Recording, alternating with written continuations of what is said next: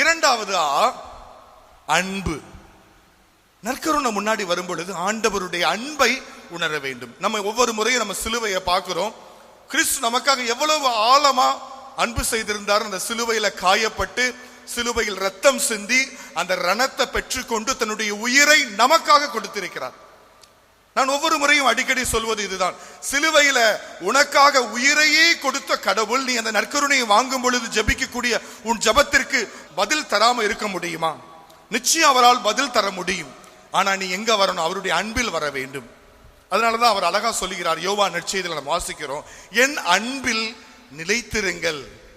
இந்த உலக அன்பு கிடையாது. உலக அன்பு மாறி போகக்கூடியது, மாயமானது, நம்மை ஏமாற்றக்கூடியது, நம்மை நிறைவுபடுத்த முடியாததுதான் உலக அன்பு, மனித அன்பு.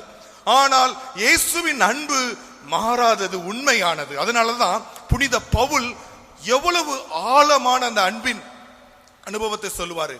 அவருடைய வார்த்தையில சொல்லக்கூடியது, கிறிஸ்துவின் அன்பிலிருந்து என்னை எது பிரித்தெடுக்க முடியும்? சாவா, பட்டினியா, ஆடையின்மையா? எதுவுமே என்னை கிறிஸ்துவின் அன்பிடமிருந்து பிரித்தெடுக்க முடியாது. அத்துணை அழகு, அத்துணை ஆற்றல், அத்துணை ஆழம் அந்த அன்பிற்குள் நாம் வர வேண்டும். ஒவ்வொரு முறையும் நற்கருணை வாங்கும் பொழுது ஆண்டவரை பார்த்து, இயேசுவே, நேசர் ஆண்டவரை, நான் உன்னை அன்பு செய்கிறேன்.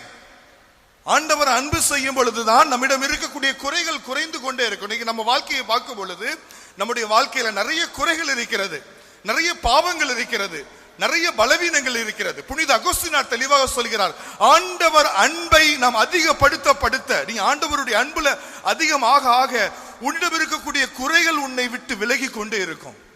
இன்னைக்கு நம்மகிட்ட நிறைய குறைகள் இருக்குதுன்னா அதற்கு ஒரே ஒரு காரணம், நான் கடவுளுடைய அன்பிற்குள் வரவில்லை.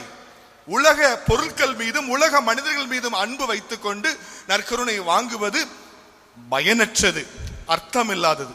ஒவ்வொரு முறையும் நற்கருணை வாங்க வரும் பொழுது அந்த நற்கருணை ஆண்டவரை பார்த்து, ஆண்டவரை எவ்வளவு அன்போடு எங்க வந்திருக்கிறேன்.